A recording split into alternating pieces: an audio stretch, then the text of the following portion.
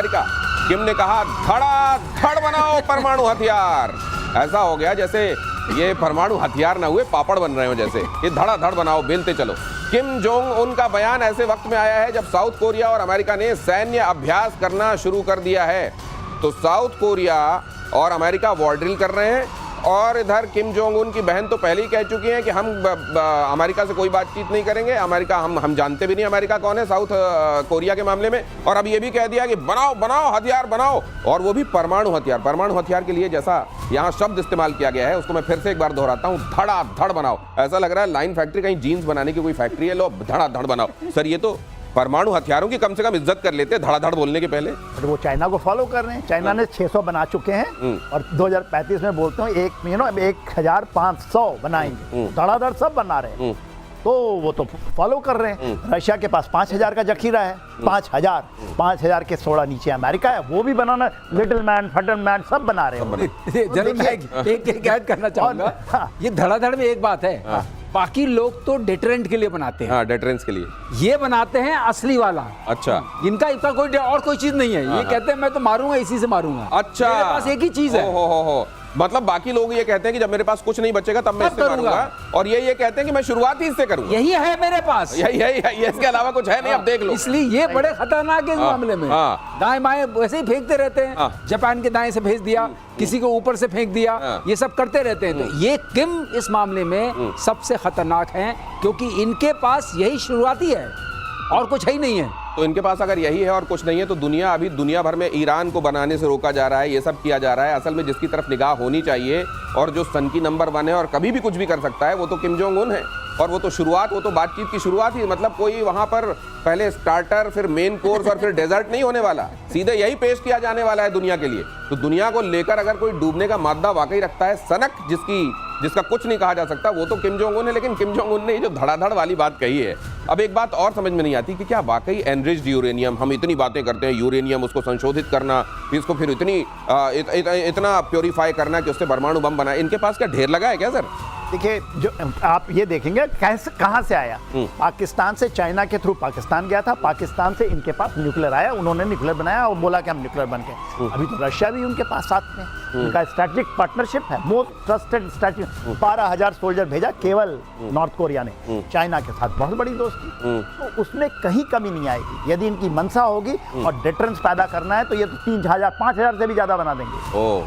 और ये कभी ट्रंप यहाँ भी जाए, नहीं यहाँ भी जाके कहे कि नहीं, वो तो गए थे और उसके बाद क्या हुआ वो भी दुनिया ने देखा, लेकिन जाके यहाँ पे भी कुछ कर लें ऐसा कि नोबेल मिल जाए। दिनेश, ऐसा भी तो है। इनका ये है कि इन्होंने जैसे उन्होंने पाले हुए हैं कुछ पाकिस्तान, ये इन लोगों के हैं। अच्छा, ओके। ये उनकी तरफ से, रशिया की तरफ से, चाइना की तरफ से, दोनों तरफ से डील करते हैं। ओके। ये अपना नहीं, लेकिन सर मेरे को इसमें आप देखिए, पाकिस्तान को आप अंडररेट कर रहे हैं सर। वो उसी का दौर है जो इस जमाने में इधर का लगता रहे और उधर का हो जाए। ये पाकिस्तान में है सर, बहुत लगता है इधर का है, हो उधर का जाता है, इधर का माल खींच लिया। मुझे लगता है कि विश्व शक्ति, खास तौर से जो समझा जाता है पोल्स अपार्ट है, जैसे अमेरिका और चाइना, उनमें अगर कोई ब्रिज बन सकता है सर, हाँ, ऐसा खतरनाक ब्रिज, ये केवल ये मुनीर का ही बन सकता है। मुनीर का ब्रिज। अगली खबर देखिए, कनाडा को 5 आइज से बाहर करेंगे। 5 आइज, 5 आंखें, ये 5 आइज से बाहर करेंगे ट्रंप के टॉप सलाहकार पीटर नवारो ने प्रस्ताव दिया है। ट्रंप ने जल्दी प्रस्ताव को मंजूरी देने के बारे में मन बना लिया है। 5 देशों के खुफिया समूह का गठबंधन, ये 5 आइज, ये 5 आंखें। अब ये 5 आंखें कौन कौन है?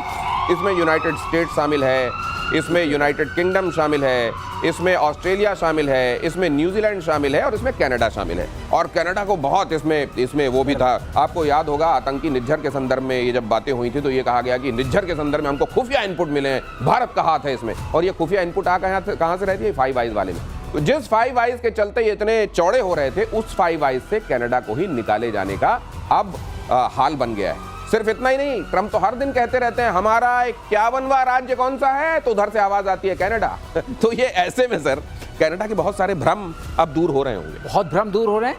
कनाडा इस वक्त ऐसी आइसोलेटेड कंडीशन में है, 5 आइज से निकाल दिया दिनेश, ये बहुत बड़ी कनाडा के लिए हार होगी। क्योंकि कोई भी शक्ति इंटेलिजेंस के जरिए चलती है, जो डीप स्टेट ये बार बार कहते रहते हैं, ये उसका हिस्सा है। मुझे तो दूसरी बात, हाँ general Sinha, and correct me if I am wrong, United states असल में ये कह रहा है कि अरे भाई अब तो तुम मेरे ही 51वें राज्य हो, 91 राज्य हो। तुमको अलग से 5 आइज क्यों? Absolutely। अब तो तुम मेरी 2 आंखें हो। आपको न्यूक्लियर अम्ब्रेला हम देंगे।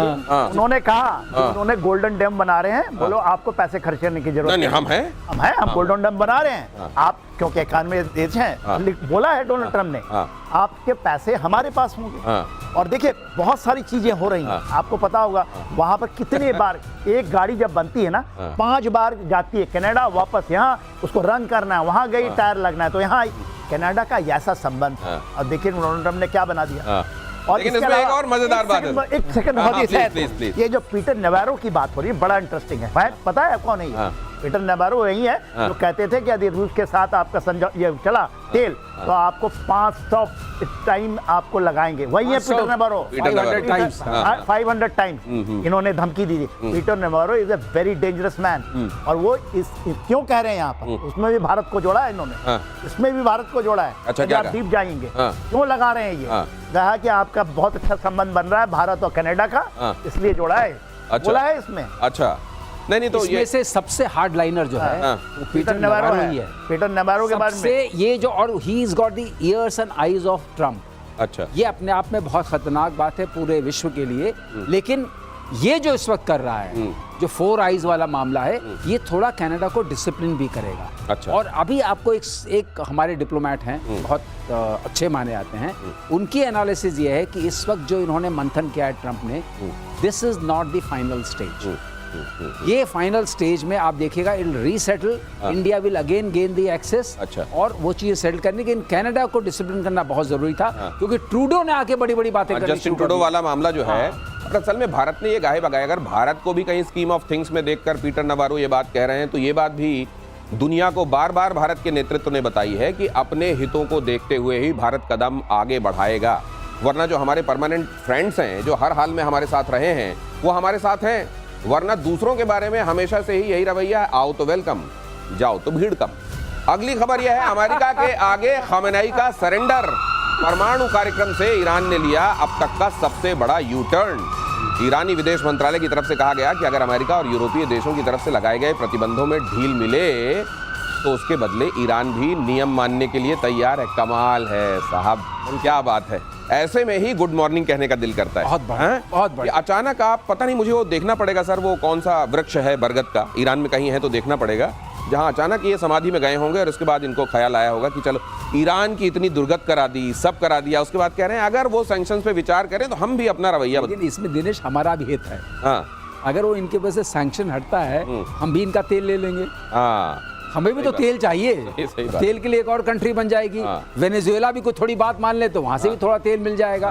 तो बेसिक आइडिया ये है कि अगर ये जो रीबैलेंसिंग और रीसाइजिंग हो रही है ग्लोबल, उसमें इन्होंने ये बात ऐसी की है जिसका मैं एक तरीके से स्वागत करता हूँ कि देर आए दुरुस्त आए। अब इनको समझ में आ गया है कि काम नहीं चलेगा। मतलब ये जो कहा जाता है रशिया के साथ, देखिए जोड़िए, रशिया की ट्रम्प के साथ जो चल रही है जोड़ तोड़ और सांठगांठ ऐसी लग रही है कि पक्की बन गई है, तो ईरान ने कहा अब मौका आ गया, अब मौका आ गया है, अब मैं थोड़ा नेगोशिएट कर सकता हूं। नहीं, लेकिन सर एक चीज और है, मुझको ये लगता है कि जो कहा जाता है कि सैंक्शंस जो हैं उनके अगर बहुत दिनों तक लगा दिए जाएं तो उसके साथ भी मुल्क रहना सीख लेते हैं। देख लीजिए ईरान को, देख लीजिए रशिया को, लेकिन ऐसा नहीं है सर, उसका कहीं तो असर होता है। इसीलिए हाँ, बहुत बड़ा असर है। देखिए इनके पूरे एसेट फ्रीज हुए हैं, ऐसे फ्रीज हैं। वो चाहते हैं $300 बिलियन रशिया का फ्रीज है, वो भी पुतिन ने वहाँ कर लिया डील कि वो छोड़ा जाएगा।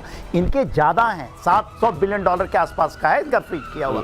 इसके अलावा वो पहले की, क्योंकि इनकी इतनी अच्छी दोस्ती थी अमेरिका और इसके बीच में, इसराइल के साथ भी दोस्ती थी। आज जो बात हो रही है, केवल मैं एक चीज़ जोड़ना चाहता हूँ, जो 6 लड़ाइयों की बात हो रही है ना, उसमें इराक और इसराइल की भी लड़ाई का एक है। छठा ये है, ये माला वही है कि हमने यहाँ पर शांति करा दी, वो भी है। छठा ये और 7वां हो जाएगा आपका यूक्रेन और रशिया, वो भी है। उन्होंने पहले अपना क्रेडेंशियल रखा, सीवी रखा कि देखिए 6 करा चुका हूँ, 7वां में करा लूंगा।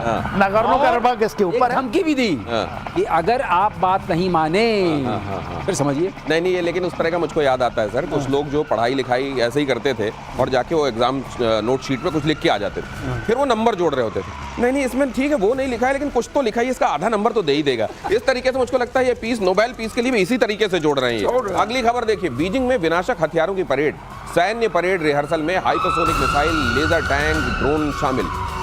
YJ सीरीज की एंटी शिप मिसाइलें भी दिखाई गई। चीन बीच बीच में सर अपने फैंग्स दिखा देता है। फैंग्स, हैं? Dongfeng, Dongfeng, YJ, हाँ। ये शिप वाले हैं, एंटी शिप मिसाइल से। Anti ship missile. Y series जो कहलाती है हाँ, इनकी। हाँ। और वाई सीरीज में ये अभी क्या, ये इनका दूसरा विक्ट्री परेड है बाय द वे। हाँ। ये 70th में इन्होंने पहला मनाया था, जब 70th ईयर्स ऑफ इंडिपेंडेंस। जी। और ये 3 सितंबर मान के चलते हैं। 2 सितंबर को जापानीज ने सरेंडर किया था फॉर्मली इन 1945।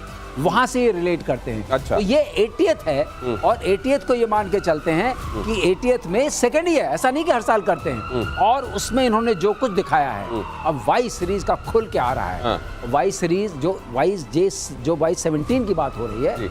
ये अगर आप इसका ब्रोशर पढ़ें, ब्रोशर, हाँ। जो हम लोग पढ़ते हैं हमेशा, हाँ। वो बड़ा खतरनाक है भाई। अच्छा, वो हाँ। खतरनाक है। तो चारण और भाट के बारे में जैसे आप सुनते हैं ना कि पहले राजा महाराजाओं के बारे में वो जो करते थे, उनके व्यक्तित्व और कृतित्व को और बढ़ा चढ़ाकर बताया जाता था, उसी तरीके से ये चाइना के ब्रोशर होते हैं, जिसमें आप हथियारों के विषय में पढ़ लेंगे, आपको लगेगा चाइना के सामने कहाँ टिकेगा कोई, अमेरिका को भूल जाना चाहिए, सरेंडर कर देने, ट्रम्प को यूं करके आना चाहिए शी जिनपिंग के सामने। लेकिन वो वहीं तक होता। सर ये शुन जू की जो फिलॉसफी है, वो कहती है बगैर युद्ध लड़े तुम जीत जाओ। तो उसमें बीच बीच में आपको अपने जहर वाले दांत दिखाने पड़ते हैं। दिखाने पड़ते। आपने देखा ना, हाँ। 17 वेट एंड सी, हाँ। हाँ, आप PL-15 अब आगे असलियत मार आ गया। देंगे। हाँ। अब तो सिर्फ वो असलियत बता रहे हैं। गलती हो गया। 81% जो दे दी है, वो सारे फेल हो गए। हाँ। अदरवाइज इनकी नेवी क्यों भाग गई? उन्होंने तो उनको बोला ना कि सबमरीन भी दिए हैं, 4 तो आप कल बता रहे थे, दिया है, 10 और देंगे, 3 आ गया है, 10 5 और आएगा। आसपास। उन्होंने फ्रिगेट दे रखा है, पूरा फ्रिगेट। क्यों भागे? हाँ।